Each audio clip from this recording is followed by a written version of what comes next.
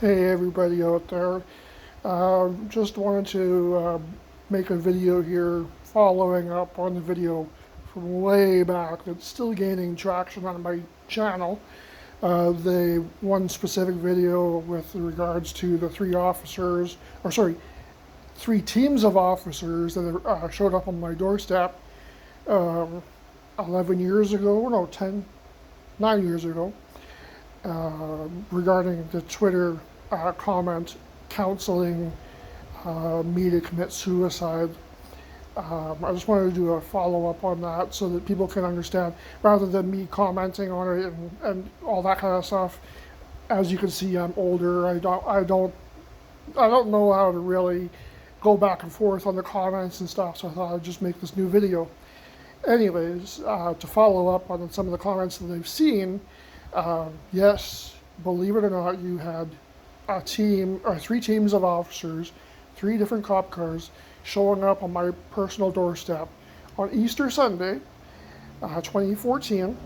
Um, and to give you a bit of a background as to why these officers, that addressed me specifically at the beginning and throughout the discussion, he was one of the officers that was dispatched to City Hall a month or two prior to this incident and prevented me from actually entering City Hall because I wanted to serve papers on the mayor's office for a situation that should have been resolved months prior.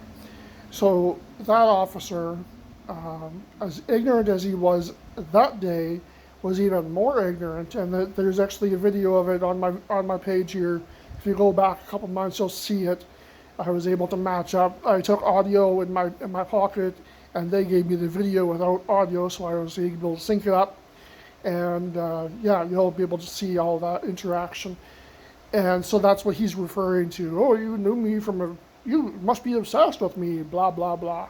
So, yeah, unlike what he presumes to be the situation, I really could give two shits about who he was or any of that stuff.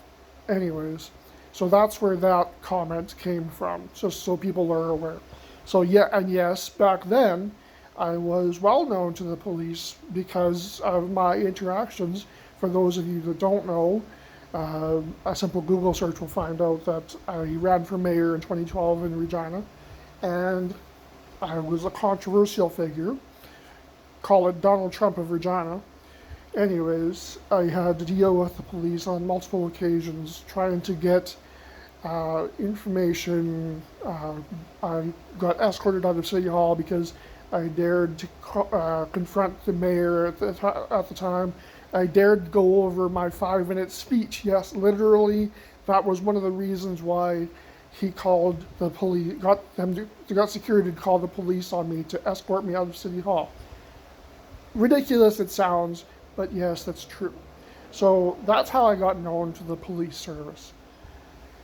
On multiple occasions, I made reports to the police to look into this whole situation.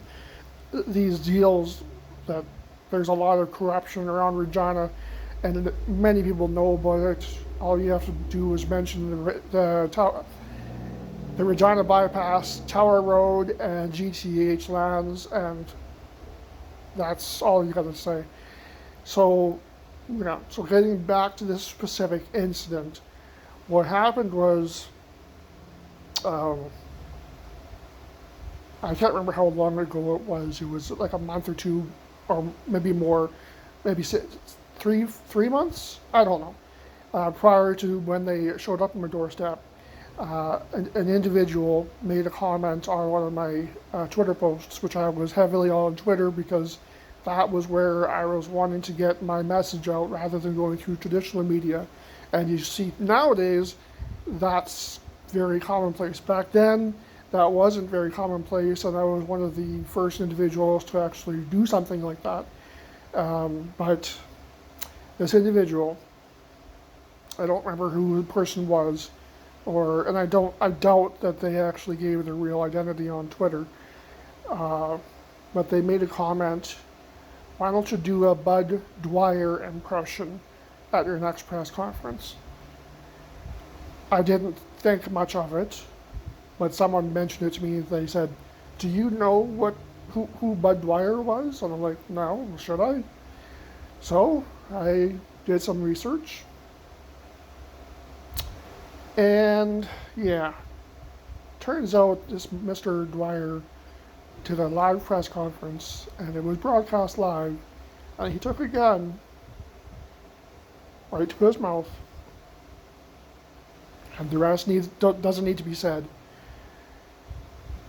And for those of you that don't know, I do have a mental illness. I have bipolar. And those people were very, very, very well aware of it. Very well aware of it. Because in the prior months, I had been doing a video blog on mental health and politics, and I came out of the closet, so to speak, about my mental illness and how it affects me on a daily basis, but more specifically how it affected me during the political campaign that I ran.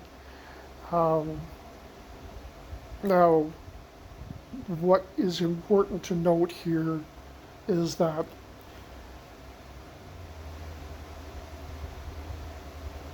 about 2.5 months later, after this incident, I did attempt to take my life. I took a massive amount of my prescription medication, and I won't get into details on here because I don't know if it'll get taken down or whatever, but I was within 2 hours of death. So that's why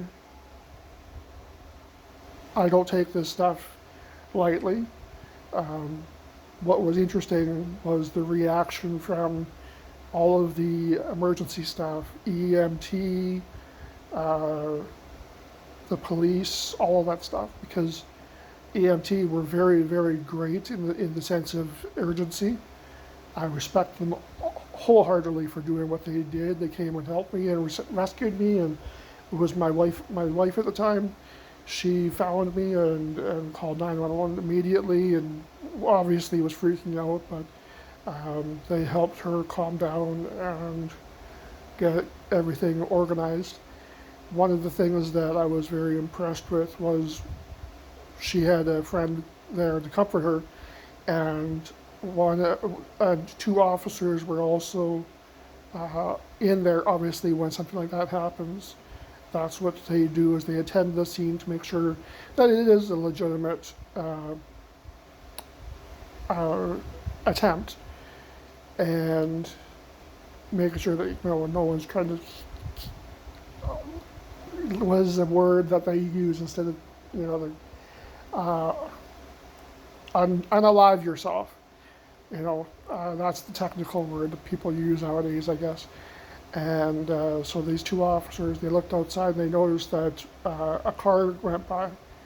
And it wasn't just any car. It was apparently the second in command or the highest command. I don't know who it was, but one of the higher end ups in the Regina Police Service drove by my house to make sure that everything was being handled correctly. Presumably because of this interaction that you just saw on this video that's still gaining traction. 39,000 views, I think it is now. So I was very impressed with that fact, and I'm very pleased to say that after that incident and after my attempt, I didn't have any negative interactions, obviously, with the police for several months, if not years. I have since relocated a couple of times. I'm back home in my hometown of Moose Jaw, and I had a couple of interactions, very negative interactions with the Moose Jaw police. One officer in particular completely fabricated a story and I won't get into it on here. It's on my channel. It's absolutely absurd. Maybe one day I'll make a video about that, but it's hard to believe how police handle mental health and mental illness, even with what they call these PACT teams, police and crisis response teams or something like that. They just don't understand how to deal with mental health. They don't understand how to deal with crises. And they would rather try to get you locked away in a cell or in the hospital than to actually deal with you. And yeah, so I'm happy to say that I, over the past 2-3 years now, have had zero interactions with the police service, thankfully. And I hope to never once ever again deal with that. I had the silly idea to try and run for office again. Thankfully, I had friends and family reach out to me and tell me don't do it. And yeah, I was this close to still running, but no, it's just not worth it in the end. My health is way more important. So, yeah, so I guess I will leave this video as it is for today. And as always, feel free to leave comments, negative or positive. I try to read as many comments as I can. I'm only, able to read what YouTube notifies me of. So if you've left a comment and want me to answer it, feel free. Feel free to even make a video in a reply if that's possible in this. I don't know. So have a great day, everyone, and please look out for one another. And if you do have someone with a mental illness in your family or in your friend network, be always sure to watch over them, make sure that they're doing well, and never assume that they're doing well. Never be afraid to check up on them, because you just never know. So have a great day, everyone. Love y'all. Peace.